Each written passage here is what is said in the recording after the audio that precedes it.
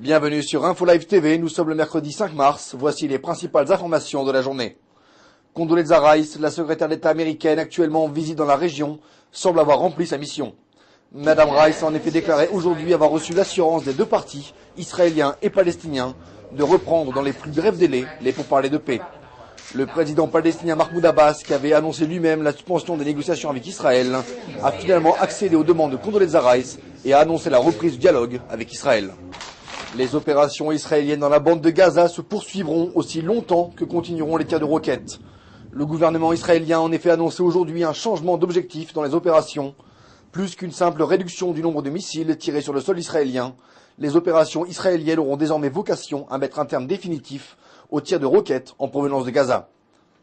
Une séance particulièrement houleuse à la Knesset hier. En effet, le député Efi Etam, membre du Parti national religieux, n'a pu réprimer sa colère après la participation de députés arabes israéliens à une manifestation contre les opérations israéliennes à Gaza. Monsieur Etam a déclaré aux députés arabes qu'ils devraient être expulsés vers Gaza, où se trouve leur peuple. Fin de citation. Les députés arabes ont vivement réagi aux accusations de monsieur Etam.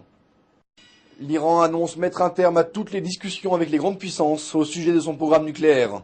Une décision du président Mahmoud Ahmadinejad qui réplique ainsi aujourd'hui aux nouvelles sanctions votées par le Conseil de sécurité contre son pays. Monsieur Ahmadinejad a déclaré, je cite, « À partir de maintenant, le dossier nucléaire de l'Iran sera exclusivement du ressort de l'AIEA ». Le Conseil de sécurité avait adopté lundi la résolution 1803 qui renforce les sanctions contre l'Iran. Enfin, les élections primaires américaines, le second Super Tuesday a porté chance aujourd'hui à la candidate Hillary Clinton. La candidate à l'investiture du Parti démocrate pour les élections présidentielles a remporté 3 victoires cruciales dans les États du Texas, de l'Ohio et de Rhode Island. Barack Obama, de son côté, a remporté l'État du Vermont. La victoire aujourd'hui d'Hillary Clinton fait suite à une série de discussions particulièrement houleuses et sans pitié entre les deux candidats, particulièrement en matière de politique étrangère. Votre programme sur Info Live TV, c'est aussi un reportage sur les récentes révélations du magazine américain Vanity Fair concernant une opération ratée du président Bush de faire tomber le régime du Hamas à Gaza.